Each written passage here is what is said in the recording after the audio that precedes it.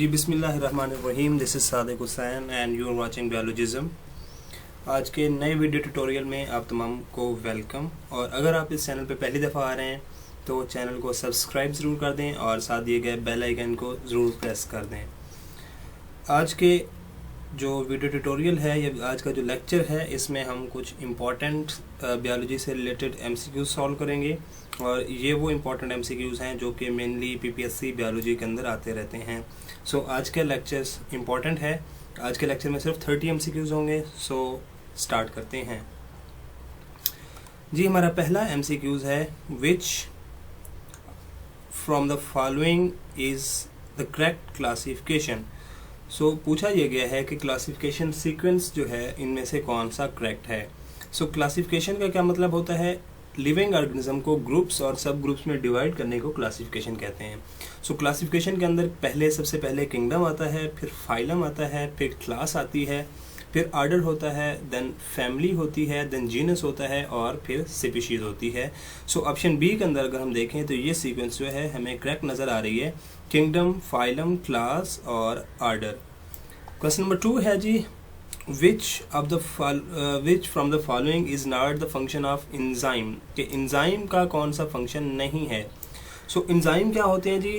जैसा कि आप जानते हैं, प्रोटीन एक मेन कंस्टिट्यूएंट है सेल्स का। तो प्रोटीन दो तरह की होती हैं, एक as a structural protein work out करती हैं और दूसरी एज ए फंक्शनल प्रोटीन जो है वो वर्कआउट करती हैं। सो वो प्रोटीन जो फंक्शनली वर्कआउट करती हैं उनको हम इंजाइम कहते हैं। इंजाइम का मेन काम जो होता है वो केमिकल रिएक्शन को स्पीड अप करना होता है और उसके साथ साथ जो डाइजेस्टिव फूड सब्सटेंस होते हैं उनको डाइजेस्ट करना होता है। और बहुत से इंजाइम जो हैं वो सेलुलर रेस्पिरेशन में भी हेल्प आउट करते हैं। लेकिन ऑप्शन डी के अंदर जो है मेंटेन हेल्दी एपिथेलियल टिश्यू, तो ये इंजाइम का फंक्शन नहीं है। नेक्स्ट है जी, the small intestine consist of. के स्मॉल इंटेस्टाइन के कौन से पोर्शन हैं या कौन से पार्ट हैं? सो ड्यूडनियम, जिजनियम और ileum, these are the 3 main part of small intestine. So option A जो है ये हमारे पास करेक्ट ऑप्शन है। सो अगले MCQs की तरफ मूव करते हैं जी। अगला हमारा MCQs है, red blood cell are produce in. कि रेड ब्लड सेल्स जो है वो कहाँ पे प्रोड्यूस होते हैं? तो जैसा कि आप जानते हैं, red blood cell bone marrow के अंदर और स्प्लीन के अंदर जो है उनकी प्रोडक्शन होती है। सो ऑप्शन सी जो है ये हमारा करेक्ट आंसर है। नेक्स्ट है जी, the life span of platelets in days is. के डेज के अंदर प्लेटलेट्स का कितना लाइफ स्पैन होता है? 5, 6, 100 और 120। तो प्लेटलेट्स जो होते हैं इनका लाइफ स्पैन टोटली 6 डेज का होता है। सो ऑप्शन बी जो है ये करेक्ट है। नेक्स्ट है जी हमारा MCQs, मूव करते हैं इसकी तरफ, थोड़ा सा इसको स्क्रॉल डाउन करते हैं जी। The salt and water balance of body fluid is maintain by. के साल्ट और वाटर का जो बॉडी फ्लूइड है वो किसके जरिए मेंटेन किया जाता है? नंबर 1 पे है जी किडनी, बी के आंसर बी के अंदर है जी यूरिनरी ब्लैडर, सी के अंदर है लिम्फ और डी के अंदर है क्लोरोप्लास्ट। सो किडनी ऐसा आर्गन है जो कि वाटर की एब्जॉर्प्शन और रीअब्जॉर्प्शन कराता है, and same with the case with salt. जैसा कि आप जानते हैं कि किडनी के अंदर जो किडनी का फंक्शनल यूनिट है जिसे नेफ्रॉन कहा जाता है, तो नेफ्रॉन के अंदर यहाँ ये जो मेन फंक्शन है ये वहाँ पे होते हैं। नेक्स्ट MCQ की तरफ मूव करते हैं जी। हमारा अगला MCQs है, the pH concentration at which maltase at least effective are।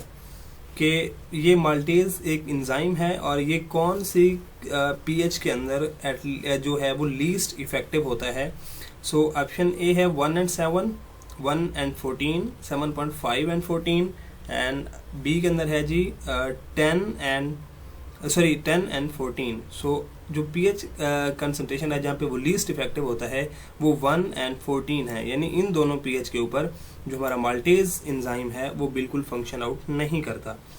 Next MCQ ji, most shell lacking a cell wall also lack. जहाँ पे सेल वॉल नहीं होता वहाँ पे कौन सी ऑर्गेनेली नहीं होती? सो जो हमारे एनिमल्स के सेल हैं उनके अंदर मेनली सेल वॉल नहीं होता और उनके अंदर वैक्यूल जो है ये भी प्रेजेंट नहीं होता। सो ऑप्शन सी जो है ये करेक्ट है।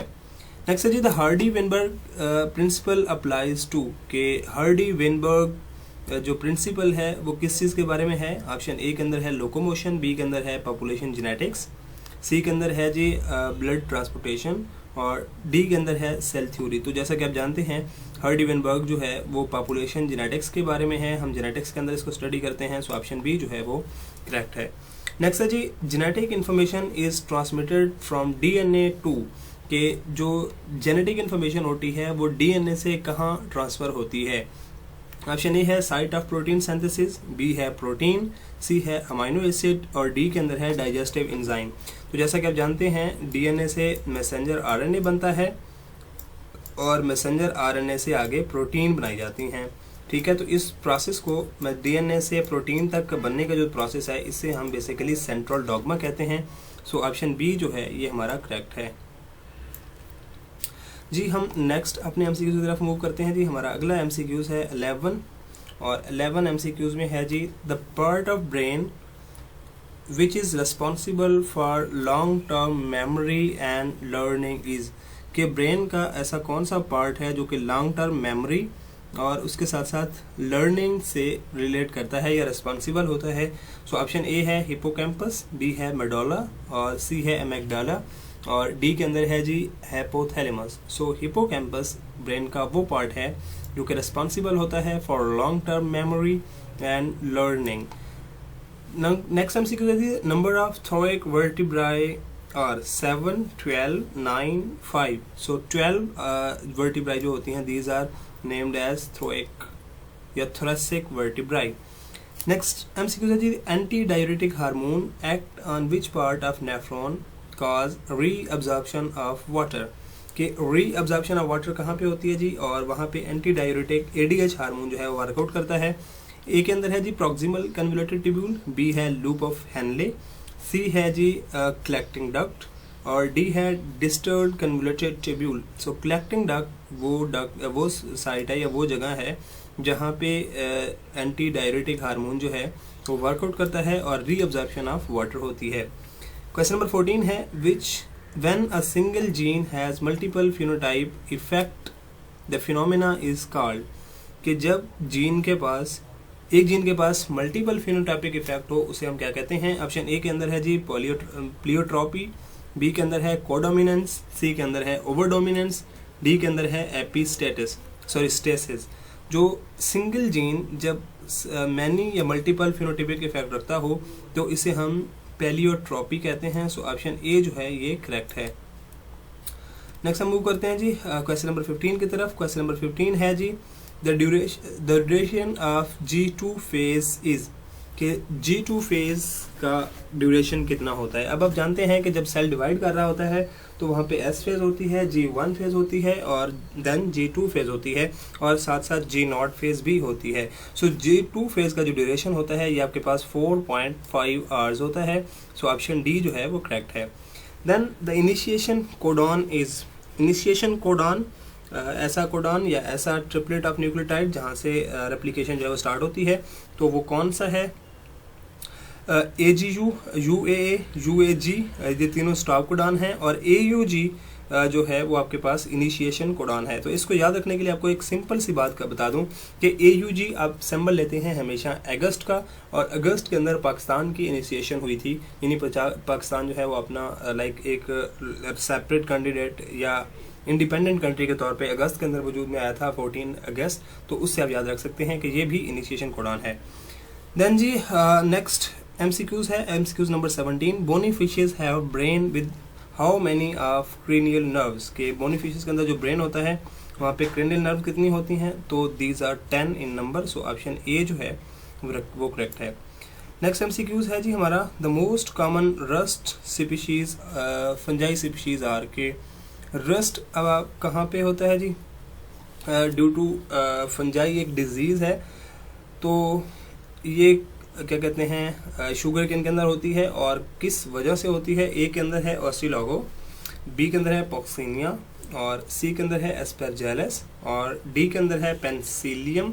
सो पॉक्सीनिया वो फंजाई स्पीशीज़ हैं जो कि रस्ट काज करती हैं और ऑस्ट्रेलोगोस से हवाले से याद रखना है कि ये जो स्पीशीज़ हैं ये स्मट काज करती हैं। सो SUMT स्मट जो है ये वीट के अंदर होने वाली डिजीज़ है और रस्ट जो है ये शुगर केन के अंदर होने वाली या शुगर केन के अंदर जो होने वाली डिजीज़ है वो रस्ट कहलाती है। क्वेश्चन नंबर 19 है जी, kelps belong to which phylum. Kelps जो है ये एल्जी से है और ये किस फाइलम से क्या कहते हैं बिलोंग करती है। ऑप्शन ए के अंदर है जी रोडोफाइटा, क्लोरोफाइटा, फियोफाइटा और फायरोफाइटा। सो रेड एल्जी है, क्लोरोफाइटा ग्रीन एल्जी है और फियोफाइटा वो फाइटा है जिसके अंदर कैल्प्स जो है वो बिलोंग करती है। सो आपके पास ऑप्शन जो सी है वो करेक्ट है। क्वेश्चन नंबर 20 है जी, super blue green algae are expensive pond saccum contain protein. के सुपर ब्लू ग्रीन एल्जी के अंदर प्रोटीन जो है वो क्या होती है। इसे एक्सपेंसिव पॉन्ड सैकम भी कहा जाता है। एक्सपेंसिव पॉन्ड सैकम का मतलब ये होता है कि जब आप एक्वाकल्चर टेक्निक कर रहे होते हैं तो वहाँ पे ये डाली जाती है, क्योंकि इसके अंदर प्रोटीन की तादाद जो है या प्रोटीन की क्वांटिटी जो होती है वो खासी अच्छी होती है। राउंड अबाउट 60% जो है यहाँ पे प्रोटीन की क्वांटिटी मौजूद होती है। सो ऑप्शन सी जो है वो आपके पास करेक्ट है। नेक्स्ट एमसीक्यूज है जी, cohesion tension theory is given by. के कोहेजन टेंशन थ्योरी सबसे पहले किसने दी थी। कोहेजन के हवाले से, टेंशन थ्योरी के हवाले से आप जानते हैं कि ये वाटर और मिनरल का जो ट्रांसपोर्ट है थ्रू जाइलम, उसके हवाले से थ्योरी दी गई थी। सो ऑप्शन ए के अंदर है जी मॉर्गन, बी के अंदर है डिक्सन, सी के अंदर है रॉबर्ट और डी के अंदर है सैक्स। सो डिक्सन वाज द साइंटिस्ट जिसने सबसे पहले कोहेजन टेंशन थ्योरी दी थी। सो ऑप्शन बी जो है ये आपके पास करेक्ट है। नेक्स्ट एमसीक्यू की तरफ मूव करते हैं जी। MCQs number 22, air sacs in most of the bird are. के बर्ड के अंदर एयर सैक्स कितने होते हैं। ऑप्शन ए है 6, 11, 9 और 12। तो दोनों साइड पे जो बर्ड के अंदर एयर सैक्स होते हैं वो 9 इन नंबर होते हैं। आई गेस 22 जी बिल्कुल 9 इन नंबर होते हैं air sacs in a bird. Next है जी, air spaces in leaf comprises total volume of. के एक लीफ के अंदर जो टोटल एयर सैक्स का वॉल्यूम होता है वो कितना होता है। तो लीफ के अंदर 40% एयर सैक्स होते हैं। सो ऑप्शन ए जो है वो करेक्ट है। Next MCQs number 24, in class crustacea of phylum arthropoda sexes are separate, hermaphrodite and separate both और none of these। So arthropoda की क्लास क्रिस्टेशिया के अंदर जो सेक्सेस होते हैं वो सेपरेट होते हैं। मेल एंड फीमेल जो है वो अलग-अलग प्रेजेंट होते हैं। क्वेश्चन नंबर 25 है जी, first complete seed appear in Cenozoic era, Jurassic era, Devonian era और कार्बोनिफरस एरा। के सबसे पहले फर्स्ट सीड जो है वो कम्प्लीटली किस एरा के अंदर नजर आया। तो डिवोनियन एरा वो एरा है जिसके अंदर कंप्लीट सीड सबसे पहले एक प्लांट के अंदर देखा गया। क्वेश्चन नंबर 26 है जी, major cause of chlorosis in plant is shortage of. Chlorosis एक ऐसी डिजीज है जिसके अंदर जो प्लांट्स हैं उनके लीव्स बेसिकली येलोइश होना शुरू हो जाते हैं। तो इसकी वजह क्या होती है, मैग्नीशियम, सल्फर, नाइट्रोजन और आयरन। तो मेनली जो आपके पास आंसर है we have to confirm it, क्योंकि यहाँ पे थोड़ी सी मुझे डाउट्स हो रही है, लेकिन यहाँ पे आंसर जो बताया गया है वो आयरन बताया गया है। इस क्वेश्चन को हम कंप्लीट करते हैं। आयरन जो है वो सिलेक्ट किया गया है लेकिन आयरन होता नहीं है, इसको हम कंफर्म करते हैं just with in a second. उससे पहले हम अगले क्वेश्चन जो है उनको कंप्लीट कर लें। क्वेश्चन नंबर 27 है जी, नेक्स्ट हमारा क्वेश्चन है question number 27, all are deformities of skeleton caused by neutral deficiency except. कि यहाँ पे डेफिशिएंसी कोई भी डेफिशिएंसी होती है, न्यूट्रिशनल डिफिशिएंसी होती है जिसमें आप मेल न्यूट्रिशन नहीं लेते और उसके अंदर विटामिन कंप्लीट नहीं है या वो न्यूट्रिएंट्स कंप्लीट नहीं है जो आपकी ग्रोथ के लिए ज़रूरत है, तो उसकी वजह से डिफॉर्मिलिटीज़ आना शुरू हो जाते हैं स्केलेटन में। तो ऑस्टोमलेशिया ये भी ठीक है, रिकेट्स भी ठीक है, लेकिन माइक्रोसेफेली जो है this is not deformity in a skeleton due to nutritional fact. Colour blindness is X recessive trait, Y linked recessive trait, Y linked dominant, X linked dominant. तो कलर ब्लाइंडनेस जो होती है ये आपके पास X linked रिसेसिव ट्रेट होती है। सो option A जो है वो करेक्ट है।